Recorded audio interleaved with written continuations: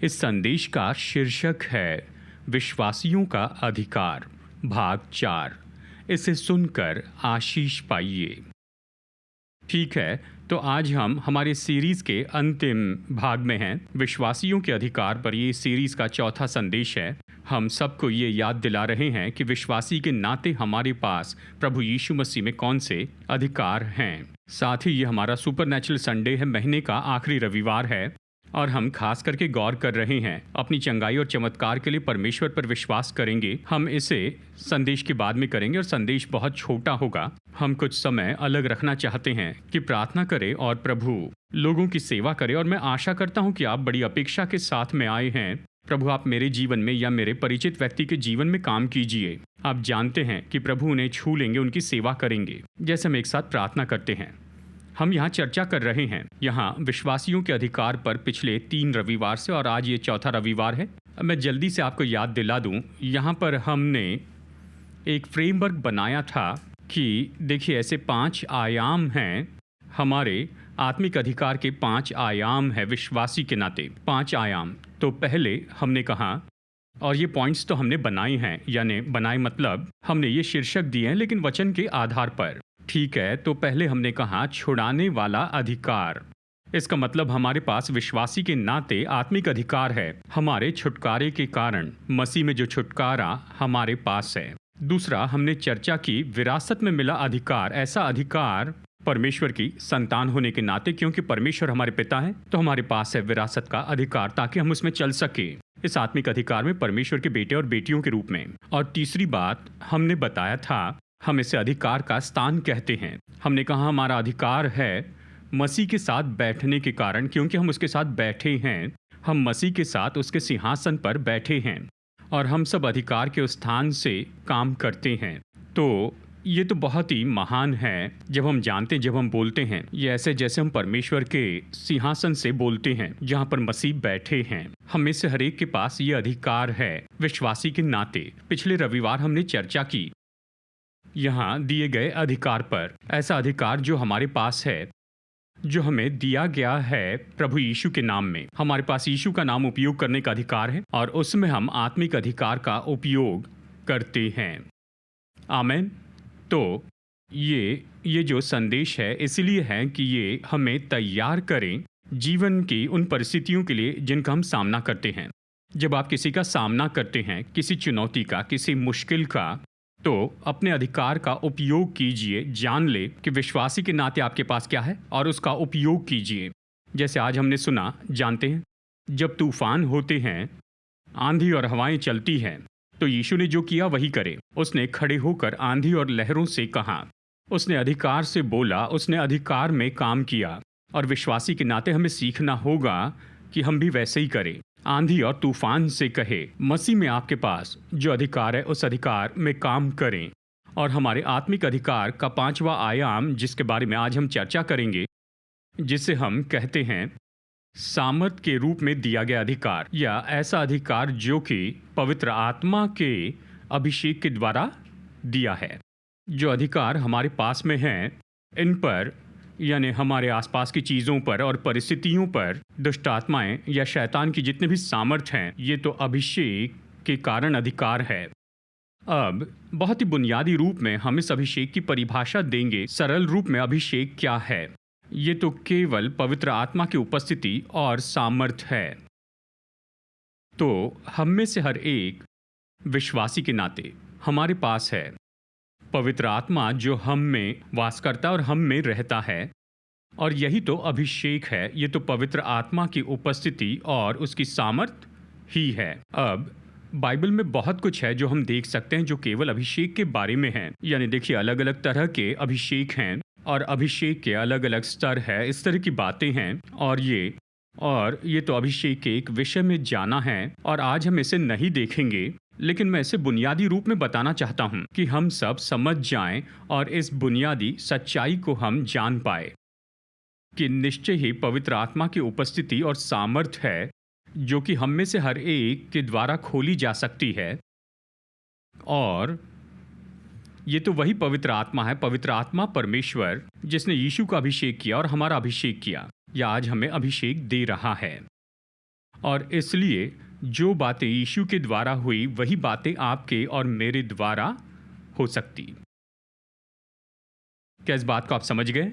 ठीक है, तो मैं चाहता हूं इस बुनियादी बात को समझ ले। हम पूरे विवरण से नहीं देखेंगे अलग अलग तरह के अभिषेक को, अभिषेक के अलग अलग स्तर या दूसरों को देने वाला अभिषेक या अभिषेक का उंडेला जाना। ये विषय तो बहुत बड़ा है, निश्चय ही हम इसके बारे में देख सकते हैं, लेकिन इसे बाद में कभी देखेंगे। मैं चाहता हूं बुनियादी बातों को समझ ले।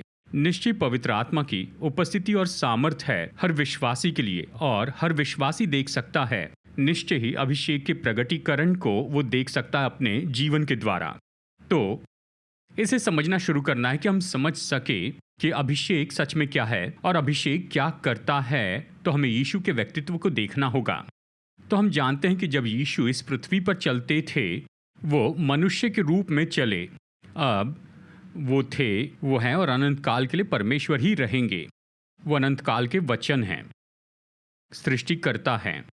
लेकिन जब मानव रूप लिया, वो मनुष्य के रूप में आए, परमेश्वर मनुष्य बन गए। वो मनुष्य के जैसे चले, आपके और मेरे जैसे। और देखिए, मनुष्य के रूप में उसने वो सामर्थी काम किए। उसने ये सामर्थी काम कैसे किए? वो तो अभिषिक्त थे पवित्र आत्मा की सामर्थ के द्वारा। और ये वो सच्चाई है जो हमें समझनी चाहिए। और ऐसे बहुत से वचन हैं और हम जल्दी से उन्हें देखेंगे। तो चलिए देखते हैं लूका अध्याय 4 वचन 18 और 19, जब यीशु ने अपनी सेवकाई शुरू की थी। लूका अध्याय 4 में वचन 18 और 19, और ये वचन तो स्क्रीन पर दिखाई जाएंगे, आप इसे पढ़िए। साथ ही अपनी बाइबल में भी इसे देखिए। लूका अध्याय 4 वचन 18 और 19, जैसे यीशु ने अपनी सेवकाई शुरू की, उसने यही कहा। उसने यशायाह में से पढ़ा और ये कहा, चलिए इसे पढ़ते हैं। प्रभु का आत्मा मुझ पर है, क्योंकि उसने कंगालों को सुसमाचार सुनाने के लिए मेरा अभिषेक किया है। टूटे दिल वालों को चंगाई देने के लिए मुझे भेजा, कि बंदियों को छुटकारे का प्रचार करूं और अंधों को दृष्टि पाने का सुसमाचार प्रचार करूं और कुचले हुओं को छुड़ाऊं और प्रभु के प्रसन्न रहने के वर्ष का प्रचार करूं। तो देखिए उसने क्या कहा। उसने कहा परमेश्वर का आत्मा मुझ पर है, और वो इसी के बारे में कहते कि ये अभिषेक है, क्योंकि उसने मुझे अभिषेक किया है। तो फिर अभिषेक क्या है? ये तो पवित्र आत्मा की उपस्थिति और सामर्थ है। प्रभु का आत्मा मुझ पर है, और हमेशा अभिषेक तो कुछ करने के लिए दिया जाता है। जैसे आप यहां देख सकते हैं, यीशु ने कहा उसने मेरा अभिषेक किया कि क्या करें? प्रचार करें और टूटे दिल वालों को चंगाई दे। टूटे दिल वाले भीतरी मनुष्यत्व है जो भावनात्मक और मानसिक समस्या से जाते हैं।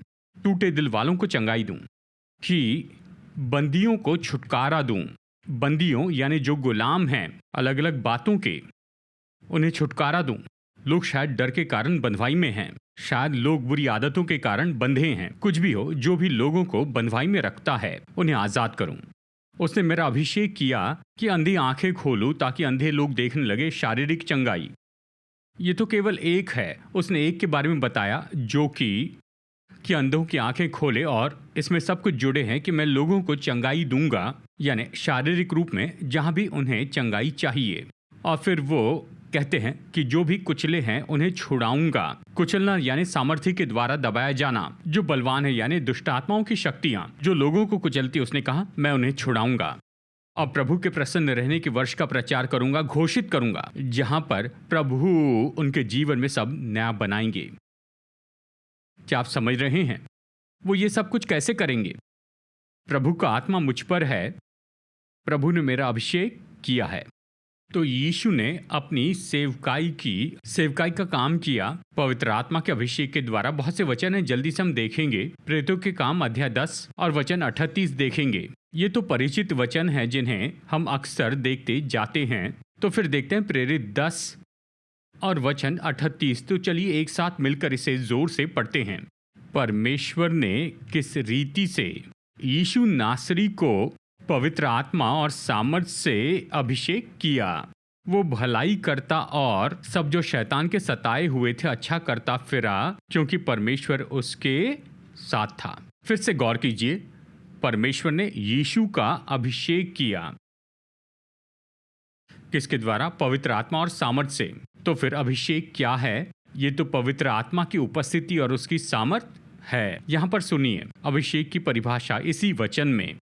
अभिषेक क्या है? ये तो पवित्र आत्मा की उपस्थिति और सामर्थ है। क्या करने के लिए? वो तो भलाई करते फिरा और सब जो शैतान के सताए हुए थे उन्हें चंगा किया। जो भी भले काम यीशु ने किए वो उसने अभिषेक के द्वारा किया, पवित्र आत्मा की उपस्थिति और सामर्थ द्वारा। कहता है परमेश्वर उसके संग था। वो उसके संग कैसे था? पवित्र आत्मा की उपस्थिति और सामर्थ द्वारा। आमीन। एक और वचन देखते हैं, मत्ती अध्याय 12 वचन 28 और 29 हम निकाल सकते हैं। मत्ती 12। मैं इस सच्चाई को बस स्थापित करना चाहता हूं। यीशु ने पृथ्वी की सेवकाई में जो भी किया वो पवित्र आत्मा की सामर्थ के द्वारा किया। उसने पवित्र आत्मा के अभिषेक के द्वारा किया। मत्ती 12, 28 और 29। आइए एक साथ इसे पढ़ते हैं। यीशु ने कहा, पर यदि मैं परमेश्वर की आत्मा की सहायता से दुष्ट आत्माओं को निकालता हूं तो परमेश्वर का राज्य तुम्हारे पास आ पहुंचा है। या कैसे कोई मनुष्य किसी बलवंत के घर में घुसकर उसका माल लूट सकता है जब तक कि पहले उस बलवंत को न बांध ले? तब वो उसका घर लूट लेगा। अब यीशु ने दुष्ट आत्माओं को कैसे निकाला? उसका उत्तर यहाँ है, यदि मैं परमेश्वर की आत्मा द्वारा दुष्ट आत्माएं निकालता हूँ। यीशु ने कैसे दुष्ट आत्मा निकाली? आत्मा से, अभिषेक से, पवित्र आत्मा की उपस्थिति और सामर्थ द्वारा दुष्ट आत्माएं निकाली।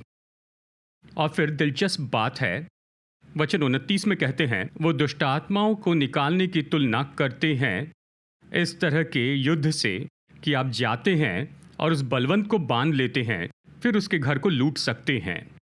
तो यही तो होता है जब आप दुष्ट आत्माएं निकालते हैं।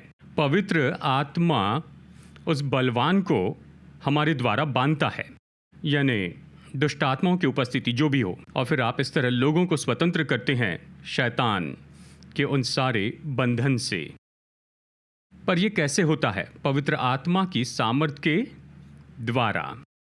चलिए एक और वचन देखते हैं। लूका अध्याय 6 वचन 17 से 19 तक पढ़ेंगे। जल्दी से इसे पढ़ते हैं। लूका अध्याय 6 वचन 17 से 19 तक यीशु ने कहा, ये उसकी सेवकाई के बारे में लिखा है। लूका 6, 17 से 19 तक कहता है, तब वो उनके साथ उतरकर चौरस जगह पर खड़ा हुआ और उसके चेलों की बड़ी भीड़ और सारी यहूदिया यानी कोथनूर से और जयनगर से, मल्लेश्वरम से, वाइटफील्ड से, ये सब आए। माफ़ कीजिए, ये तो बस ऐसे ही, जो उसके सुनने और अपनी बीमारियों से चंगा होने के लिए उसके पास आए। और अशुद्ध आत्माओं के सताए हुए लोग भी अच्छे किए जाते थे। मतलब शारीरिक परेशानी के साथ, दुष्ट आत्माओं की परेशानी के साथ लोग आए और चंगे हुए। वचन 19 कहता है, सब उसे छूना चाहते थे क्योंकि उसमें से सामर्थ निकल कर सबको चंगा करती थी। यानी वहां पर सामर्थ का बहाव था। पवित्र आत्मा और सामर्थ से उसका अभिषेक हुआ और ये उसके द्वारा बह रहा था और लोग चंगाई और छुटकारा पा रहे थे। यीशु की सेवकाई इसी तरह से हुई। उसमें से सामर्थ बही, पवित्र आत्मा की सामर्थ। ये तो केवल एक लेख है। हम कह सकते हैं कि ये बार बार हुआ होगा, जैसे उसके पास आने वाली भीड़ की उसने सेवा की। अब यीशु ने क्या किया? उसने ये स्पष्ट किया कि हम विश्वासी कि हमारे द्वारा भी पवित्र आत्मा काम करते जाए। मैं चाहता हूं इसके बारे में सोचिए कि वही पवित्र आत्मा, जब मैं पवित्र आत्मा कहता हूं तो वो परमेश्वर पवित्र आत्मा है जिसने यीशु का अभिषेक किया, यीशु द्वारा काम किया। वो तो हर एक विश्वासी में वास करता है और हमें अभिषेक देता है और हमारे द्वारा काम करता है। ये वही पवित्र आत्मा है। क्या आप सुन रहे हैं? आमीन। ये वही पवित्र आत्मा है जिसने यीशु द्वारा काम किया। वो हर विश्वासी में वास करता है और हर विश्वासी द्वारा काम करता है। तो अब आपको और मुझे पहले तो विश्वासी होना है और फिर पवित्र आत्मा के लिए विश्वास करना है कि वो खुद को इसी तरह से प्रकट करते जाएं। हम में से बहुत से लोग, देखिए ये निराश करने के लिए नहीं कह रहा हूं, बस कह रहा हूं, हम में से बहुत से लोगों ने पवित्र आत्मा को अंदर बंद करके रखा है। मतलब वो हम में है, धन्यवाद पवित्र आत्मा, मेरे स्वर्ग में जाने तक वहीं पर रहना।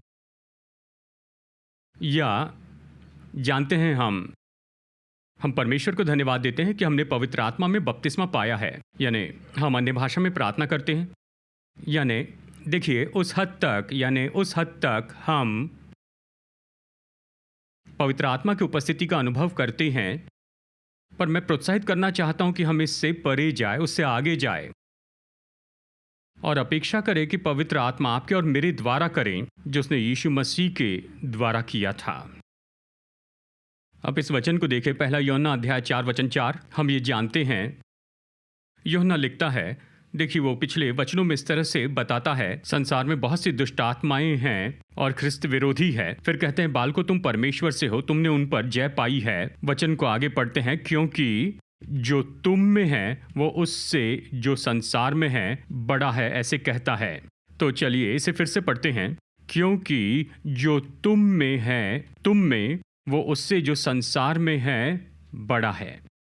तो हम विश्वासी के नाते हमें ये जानना है, शायद संसार में दुष्ट आत्माएं हो, लेकिन पवित्र आत्मा तो मुझ में वास करता है और जो मुझ में है वो तो बड़ा है, सामर्थी है, बलवान है संसार की दुष्ट आत्माओं की उन ताकतों से। जब हमें दुष्ट आत्माओं की ताकत से निपटना पड़ता है, चाहे आप किसी और की मदद कर रहे हैं या फिर आप अपने विरुद्ध में किसी तरह की क्रिया का अनुभव कर रहे हैं, तो जान ले वो बड़ा आप में है। आमीन। जो संसार में है उससे भी बड़ा तो आपके अंदर में रहता है, पवित्र आत्मा आप में है। तो चलिए जल्दी से इन वचनों को देखते हैं। प्रेरितों के काम 1:8, यीशु ने कहा, जब पवित्र आत्मा तुम पर आएगा तब तुम सामर्थ पाओगे। उस समय मतलब वही सामर्थ जिसमें वो होकर चले, वो कहते हैं तुम इसे पाओगे। जब पवित्र आत्मा आता है आप पर, वो इसे दे रहे हैं, उसे बढ़ा रहे हैं विश्वासी के नाते हम सब पर। दूसरा कुरिन्थियों 1:21 में पौलुस लिखता है, जो हमें तुम्हारे साथ मसीह में दृढ़ करता है और जिसने हमारा अभिषेक किया वही परमेश्वर है। तो जैसे परमेश्वर ने यीशु का अभिषेक किया, वो हमारा अभिषेक करते हैं। आइए एक साथ कहते हैं, परमेश्वर जिसने यीशु का अभिषेक किया उसने मेरा भी अभिषेक किया है। इसे फिर कहते हैं, परमेश्वर जिसने यीशु का अभिषेक किया था उसने मेरा भी अभिषेक किया है। हाँ, दूसरा कुरिन्थियों 1:21, जो हमें तुम्हारे साथ मसीह में दृढ़ करता है और जिसने हमारा अभिषेक किया वही परमेश्वर है। वही परमेश्वर जिसने यीशु का अभिषेक किया उसने आपका भी किया है। उसने आपको पवित्र आत्मा की उपस्थिति और सामर्थ्य दी है। और यीशु ने कहा कि पवित्र आत्मा तो हमारे द्वारा बहते जाएगा। ये यूहन्ना 7:38 और 39 में है। उसने ये कहा, जो मुझ पर विश्वास करेगा, जैसा पवित्र शास्त्र में आया है, उसके हृदय में से यानी उसके भीतरी व्यक्तित्व में से जीवन के जल की नदियां बह निकलेगी। उसने ये वचन पवित्र आत्मा के विषय में कहा था। तो ये नदियां जो आपके हृदय से बह निकलेगी, ये पवित्र आत्मा की उपस्थिति और सामर्थ है। तो इसकी कल्पना कीजिए, अपने मन में कल्पना कीजिए कि आप में से नदी बह रही है, क्योंकि यीशु ने ये कहा। और ये तो पवित्र आत्मा की उपस्थिति और उसकी सामर्थ है। तो मेरे साथ में कहिए, पवित्र आत्मा मेरे द्वारा बहता है जीवन के जल की नदी जैसे।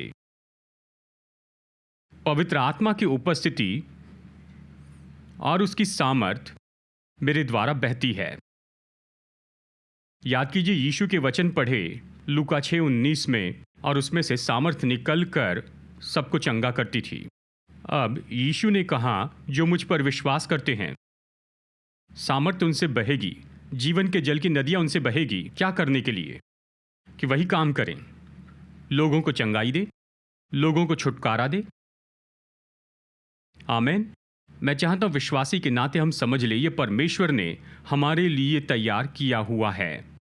शायद हम सब में एक समस्या होगी, वो है कि हमारी अपेक्षाएं शायद बहुत छोटी हैं, या कई बार हम अपेक्षा ही नहीं करते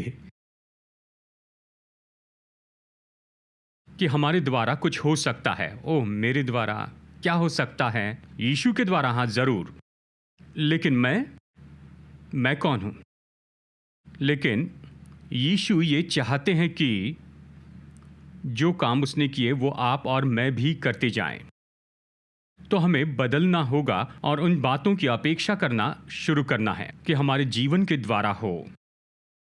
कहे, प्रभु मैं चाहता हूं कि ऐसा मनुष्य बनो जिसके द्वारा जीवन के जल की नदियां बह निकलेगी, मतलब पवित्र आत्मा की उपस्थिति और सामर्थ बहती जाए, कि बदलाव लेकर आए, चंगाई लेकर आए, कि छुटकारा लेकर आए लोगों के जीवन में ही। तो संदेश खत्म होने वाला है। आमीन। बस कुछ और वचन देखेंगे फिर खत्म करेंगे, लेकिन मैं चाहता हूं कि हम समझ ले कि पवित्र आत्मा हमारे द्वारा वैसे ही काम करता, वैसे जैसे यीशु के साथ किया।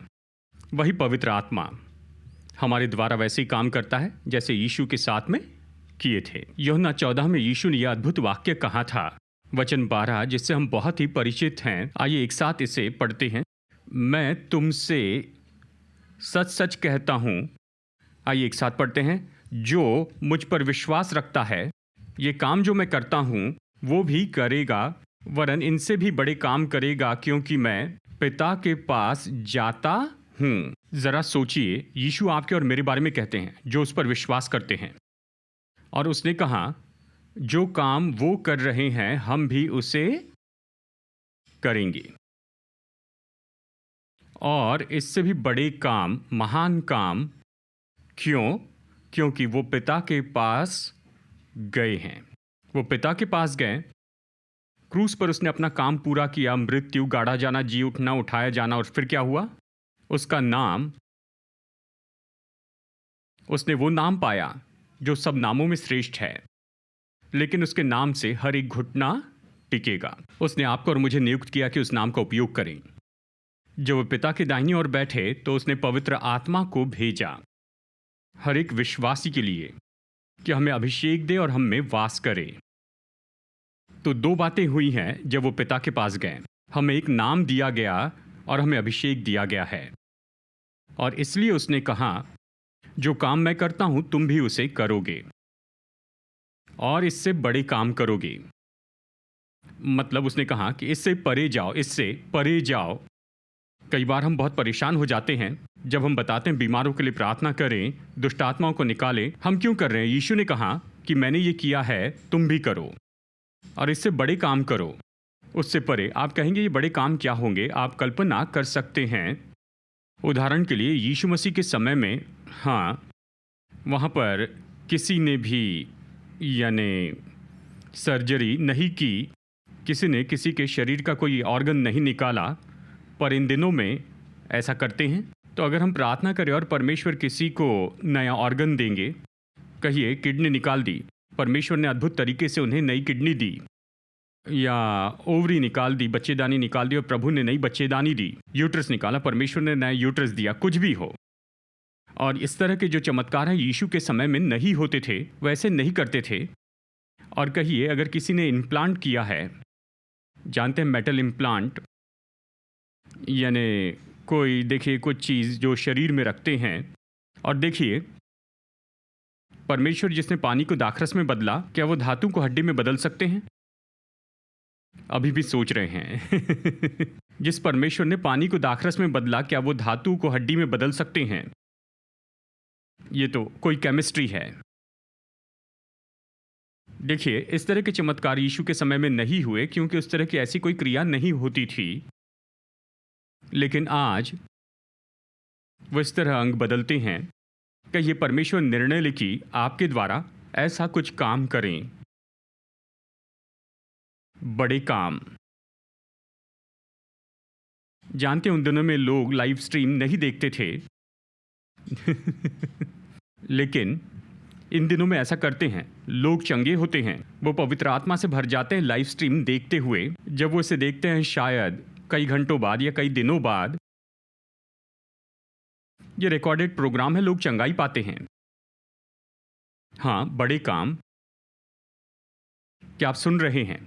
तो यीशु ने कहा जो काम मैं करता हूं और इससे बड़े काम, तो ऐसे बहुत से काम है, लेकिन मैं तो केवल कुछ ही काम के बारे में बता रहा हूं। हम अपेक्षा कर सकते हैं कि प्रभु महान काम करे, यानी क्या आप ये कह रहे हैं कि यीशु से बड़े हो जाएंगे? नहीं नहीं, मेरा ये कहने का मतलब नहीं है। वो महान यीशु ये काम हमारे द्वारा कर रहे हैं।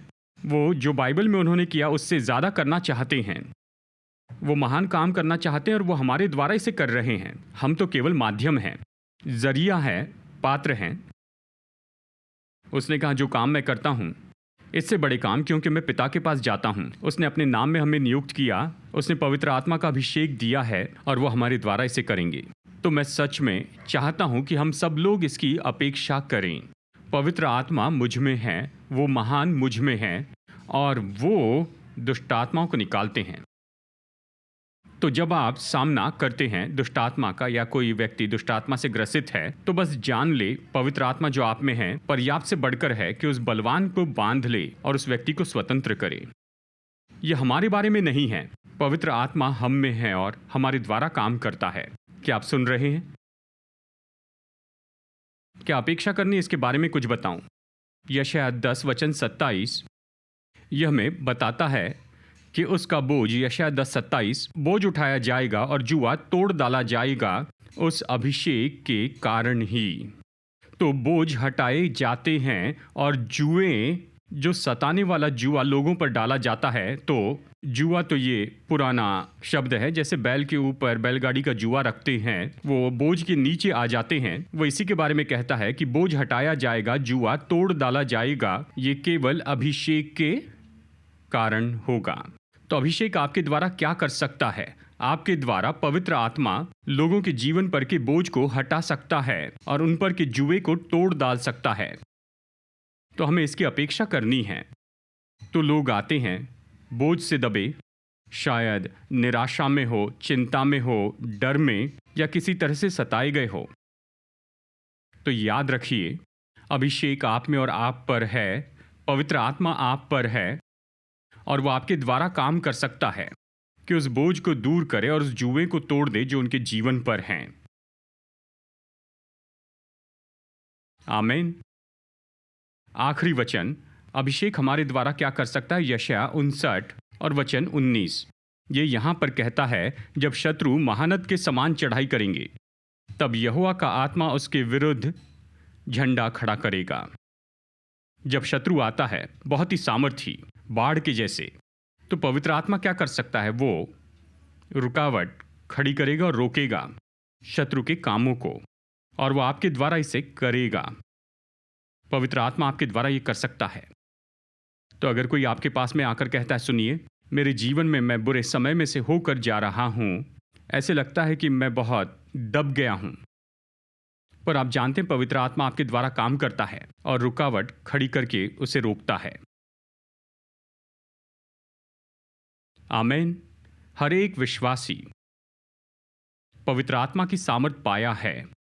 हम अभिषेक में बढ़ सकते हैं, जैसे कि हमने शुरू में यहाँ पर बताया है। हम अभिषेक के अलग स्तर देखते हैं, अलग अलग अभिषेक को देख सकते हैं। मैं उसमें आपको उलझाना नहीं चाहता हूँ, पर अब सरल सच्चाई ले लीजिए। पवित्र आत्मा आप में है, वो आप पर है, और अगर हम विश्वास से कदम बढ़ाएंगे और अधिकार में काम करेंगे, चाहे वो परिस्थितियों पर हो या दशाओं पर हो, चाहे ये लोगों की मदद के लिए हो या आपके व्यक्तिगत जीवन के लिए, आप अपेक्षा कर सकते हैं कि पवित्र आत्मा ये काम करें।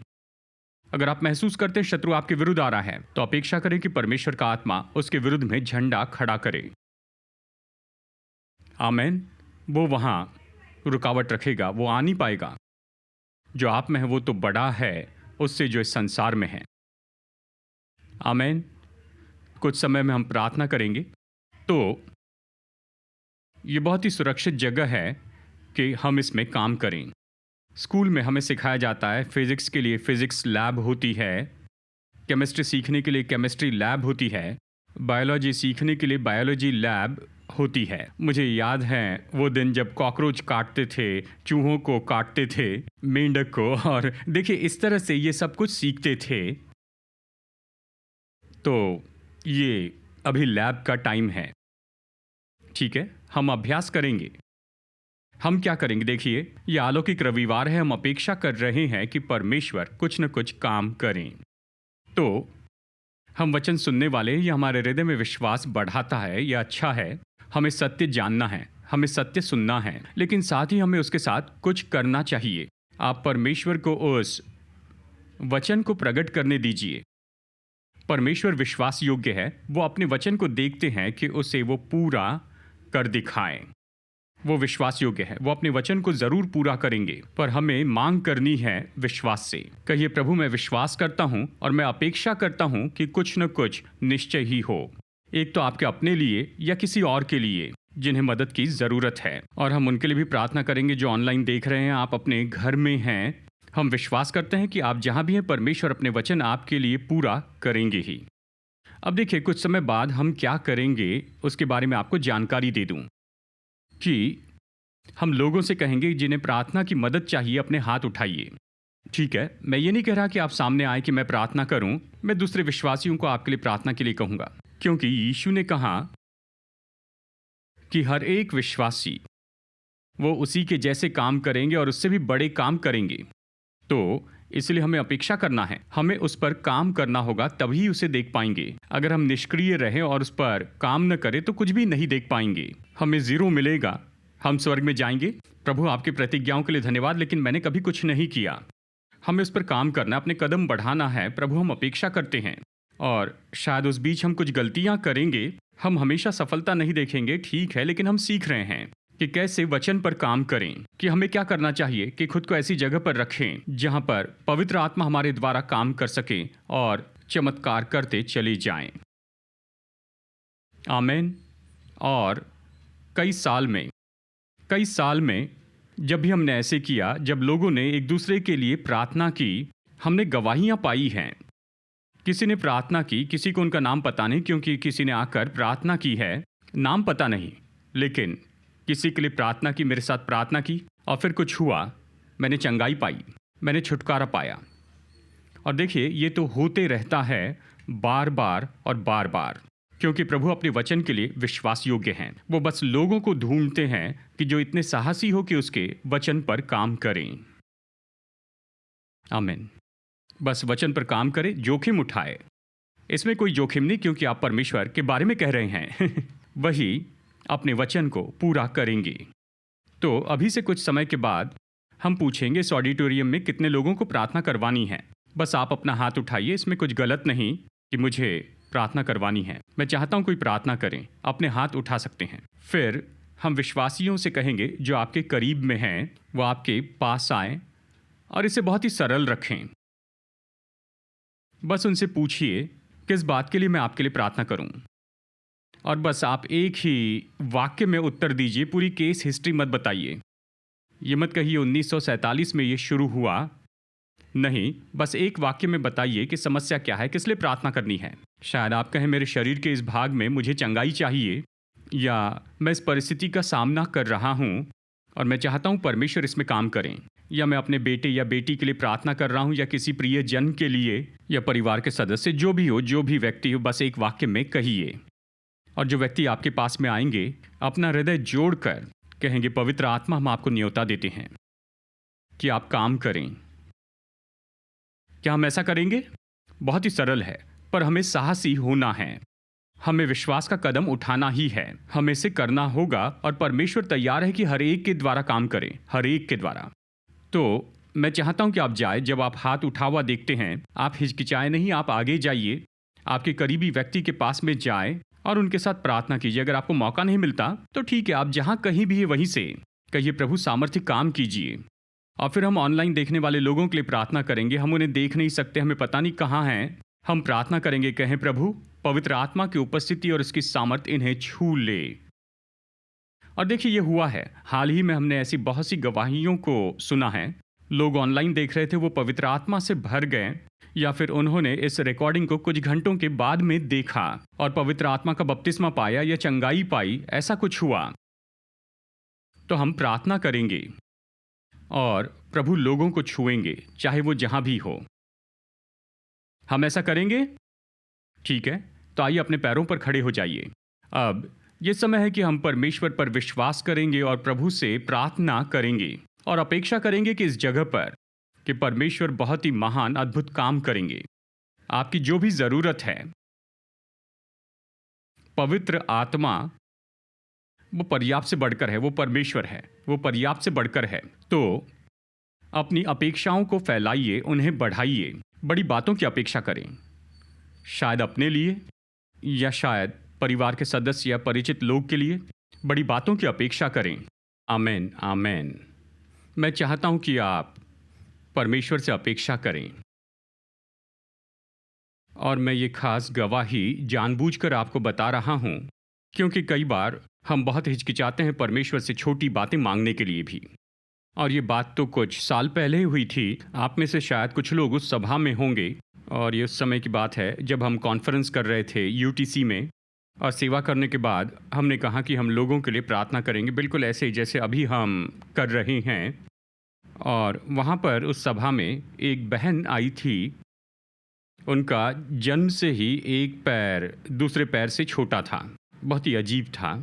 तो एक पैर तो छोटा था, मुझे अच्छे से याद नहीं कि साइज़ क्या था, मुझे लगता है कि 6 और 5 का था। पैर का साइज़ ऐसा था, वो जन्म से ही ऐसी थी। और इसलिए जब भी वो स्टोर में जाती तो 2 जोड़ी जूते खरीदती, एक जोड़ी जो बड़े साइज़ की है और एक छोटी। पर कोई इसके बारे में नहीं जानता था। ज़िंदगी आगे बढ़ी। अब उस तरह से वो इस सभा में आई थी। जानते हैं उस समय वो लगभग 50 साल की उम्र की होगी या इस तरह ही। पर उसने मांगा, क्या आप प्रार्थना करेंगे कि मेरे पैर एक ही साइज़ के हो जाएं? और मैं कह रहा हूँ, देखिए इससे कोई फ़र्क नहीं पड़ता था, ये ज़िंदगी और मौत की तो बात थी ही नहीं। तो उसने प्रार्थना के लिए विनती की। तो फिर कुछ लोग उनके पास प्रार्थना के लिए गए और उनका पैर बढ़ गया। मैं मजाक नहीं कर रहा हूँ, क्योंकि उसने अपने पैर के डायग्राम भेजे, अपने पैरों के, और वो तो निश्चित करना चाहती थी, सारे डिटेल्स भेजे कि सच में ये चमत्कार हुआ है। उसने पूरे डिटेल्स भेजे। मैं जानता हूँ ये छोटी बात थी, ज़िंदगी मौत की बात नहीं थी। मैं इसलिए कह रहा हूँ क्योंकि वो तो इच्छा रखती थी कि इसे मांगे। ये छोटी बात थी, उसने मांगा। और उसी सभा में एक और ग्रुप पीछे प्रार्थना कर रहा था। एक नौजवान था जिसका एक्सीडेंट हुआ था और उसके दाहिने हाथ की हड्डी जो है सही तरह से फिट नहीं हुई थी और इस कारण वो सच में अपना हाथ ऐसे पूरी तरह से उठा नहीं पाता था। लेकिन वहीं पर उसी जगह पर कुछ समूह के लोग वहां पर आकर प्रार्थना करने लगे। उनका हाथ पूरी तरह से चंगा हो गया। वो बहुत ही उत्साहित हुए। उन्होंने कहा, मैं इसे हिला नहीं सकता था पर अब उठा रहा हूं। और इसलिए ऐसे बहुत से अद्भुत काम हुए। प्रभु करते हैं जब हम कदम बढ़ाते हैं और प्रार्थना करते हैं। मैं प्रोत्साहित करता हूँ छोटी बातों के लिए भी, या कोई बड़ी बात हो सकती है, कोई गंभीर बात हो, चाहे चंगाई हो या कोई भी बात हो, बस कुछ लोग आपके पास आए और उन्हें प्रार्थना करने दीजिए। इसके लिए कोई कीमत नहीं देनी पड़ेगी, बस थोड़ा विश्वास करना है। बस थोड़ा विश्वास करना है, जोखिम उठाने की इच्छा रखनी है और पवित्र आत्मा को काम करने दें। आमीन।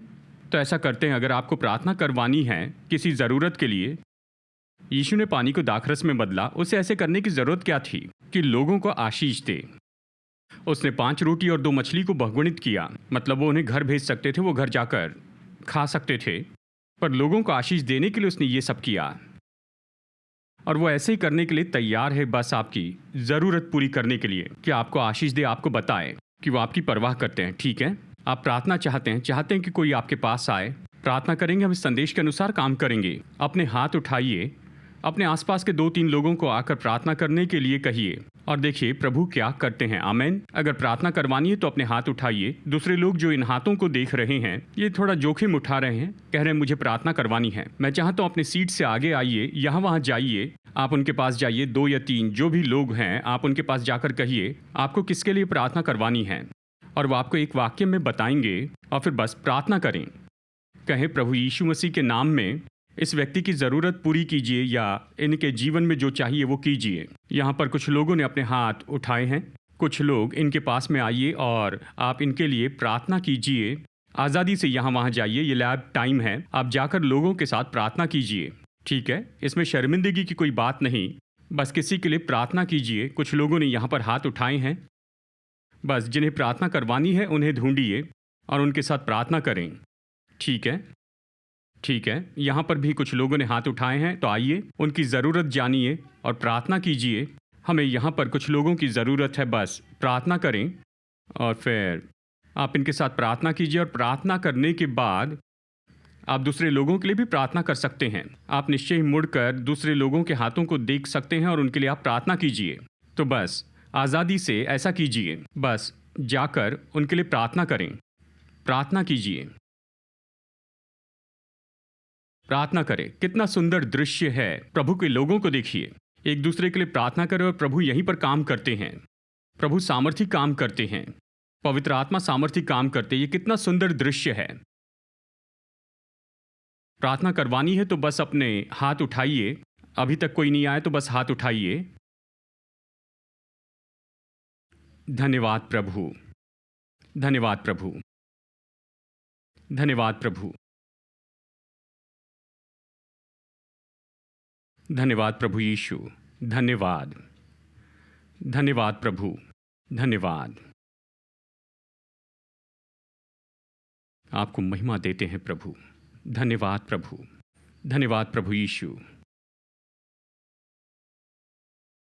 प्रभु हम धन्यवाद देते हैं।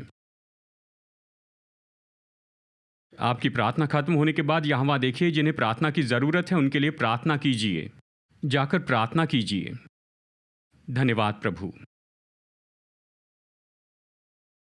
धन्यवाद, हालेलुया, धन्यवाद प्रभु। अगर आपको प्रार्थना करवानी और अब तक आपके पास कोई नहीं आया है तो आप अपने हाथ को उठाइए और बताइए, हम देखकर किसी को आपके पास भेजेंगे। आमीन। धन्यवाद प्रभु, अद्भुत अद्भुत। धन्यवाद यीशु, धन्यवाद प्रभु यीशु, धन्यवाद। प्रार्थना करने के बाद आप अपनी जगह पर वापस जा सकते हैं। धन्यवाद प्रभु, धन्यवाद, धन्यवाद। कोई वहां पर है। धन्यवाद प्रभु, बहुत ही अद्भुत। धन्यवाद, धन्यवाद प्रभु, धन्यवाद। विशेष करके ऑनलाइन देखने वाले लोगों के लिए प्रार्थना कीजिए। हम प्रार्थना करेंगे और विश्वास करेंगे। पिता आपका धन्यवाद यीशु मसीह के नाम में हर एक प्रार्थनाओं के लिए जो यहाँ पर की गई हैं। लोगों ने एक दूसरे के लिए प्रार्थना की। पवित्र आत्मा की उपस्थिति के लिए धन्यवाद, धन्यवाद, क्योंकि पवित्र आत्मा के कारण ही हर एक जुआ तोड़ा गया है, हर एक बोझ हटाया गया है, हर एक बलवान को बांधा गया है और हर एक दुष्ट आत्मा को निकाल दिया गया है। हर एक बंधन तोड़ दिए गए और जो बंदी है वो आज़ाद हो गए हैं। प्रभु यीशु मसीह के नाम में हर एक सताव चला गया है। हमारे धन के ऊपर जो दबाव था हटाया गया है। घर में जो भी परेशानी है वो हटा दी गई है यीशु के नाम में। परमेश्वर हम आपका धन्यवाद देते हैं। यहाँ तक कि दफ्तर की परेशानियाँ, जहाँ पर अन्याय किया गया है, गलत व्यवहार किया गया, यीशु के नाम में निकाल दिया गया है। और प्रभु हम धन्यवाद देते हैं, अभिषेक के लिए धन्यवाद देते हैं जो आपके लोगों में, आपके लोगों के द्वारा बह रहा है, जो जुए तोड़ रहा है और बोझ दूर कर रहा है। पिता हम एक साथ मिलकर ऑनलाइन देखने वालों के लिए प्रार्थना कर रहे हैं जो यहाँ पर नहीं हैं। ये तो अलग जगह पर हैं, लेकिन परमेश्वर का अभिषेक अभी इन्हें छू ले। अद्भुत पवित्र आत्मा ये जहां भी है वहां पर उन्हें छू ले। बंधन तोड़ दिए जाए, शत्रु का हर एक जुआ तोड़ दिया जाए और दुष्ट आत्माएं चली जाए यीशु के नाम में। तकलीफें दूर हो जाए प्रभु यीशु के नाम में। प्रभु जो बंधवाई में पड़े हैं वो आजाद हो जाएं, जो शराबी है वो उससे आजाद हो जाएं, ड्रग एडिक्ट अभी आजाद हो जाएं, जो लोग निराशा में पड़े हैं वो आजाद हो जाएं, जो लोग दिन और रात सताए जाते हैं डर और चिंता से वो अभी आजाद हो जाएं। प्रभु यीशु मसीह के नाम में प्रभु हम अधिकार लेते हैं निर्बलता की आत्मा के ऊपर, कैंसर के पीछे की आत्मा पर, और ऐसी आत्माएं जो अर्थराइटिस लाती है या पुरानी बीमारी लाती हैं, हम आज्ञा देते हैं कि वो बीमारी चली जाए। हम चंगाई कहते हैं प्रभु यीशु मसीह के नाम में, चंगे हो जाएं। हे परमेश्वर अभी चंगाई होने पाए और ट्यूमर गायब हो जाएं, गांठ गायब हो जाए प्रभु यीशु मसीह के नाम में, प्रभु यीशु के नाम में। हम धन्यवाद देते हैं परमेश्वर। हम आपको धन्य कहते हैं, आपका आदर करते हैं। आपके अभिषेक के लिए धन्यवाद, धन्यवाद। हम आपको धन्य कहते हैं प्रभु, धन्यवाद। प्रार्थना करते हैं प्रभु कि आने वाले दिनों में हम इन अद्भुत गवाहियों को सुनेंगे कि परमेश्वर के लोगों ने एक दूसरे के लिए प्रार्थना की और चमत्कार हो गए। हम इन गवाहियों को सुनेंगे। हे परमेश्वर आपका धन्यवाद। हम आपको धन्य कहते हैं। ये आपका अभिषेक है जो आपके लोगों के द्वारा बहता है, जो हर जुए तोड़ता और बोझ दूर करता है। और चमत्कार करता है। धन्यवाद पिता, धन्यवाद। और सब लोग कहें आमेन, यीशु के नाम में आमेन आमेन। बस प्रभु को धन्यवाद दीजिए। प्रभु आपका धन्यवाद, आपको धन्य कहते हैं, आपका आदर करते हैं प्रभु, आपका आदर करते हैं पिता। धन्यवाद, धन्यवाद, आपके नाम को धन्य कहते। आमेन आमेन। हम आपकी गवाहियों का इंतज़ार कर रहे हैं, ये सब कुछ जो कि हुआ है, और लोग अपनी गवाही बताते हैं ईमेल के माध्यम से, तो निश्चय ही हम आप सबको इसके बारे में बताएंगे। मैं आपको याद दिलाना चाहता हूँ, सभा खत्म करने के पहले 2 घोषणाएं हैं। अभी इस सभा के बाद में जवानों, आपकी मंथली यूथ मीटिंग है यहाँ फूड कोर्ट में, यहाँ बेसमेंट में।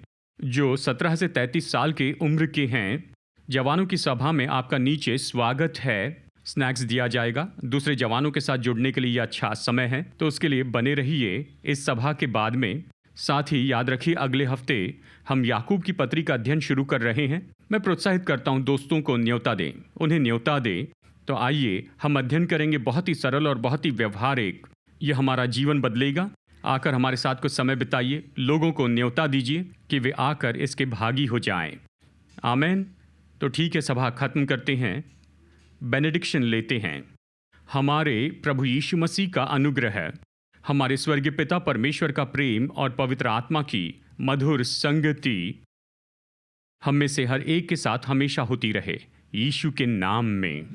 आमेन आमेन। संदेश सुनने के लिए धन्यवाद। भरोसा करते हैं कि संदेश आपके लिए आशीष रहा। मुफ्त के स्रोत पाने के लिए, जिनमें है सरमन नोट्स और पब्लिकेशन, पाने के लिए विजिट करें apcwo.org पर। बैंगलोर के APC बाइबल कॉलेज की जानकारी पाने के लिए विजिट कीजिए apcbiblecollege.org पर। याद रखिए, all peoples church Bangalore app download कीजिए ऐप या गूगल प्ले स्टोर से।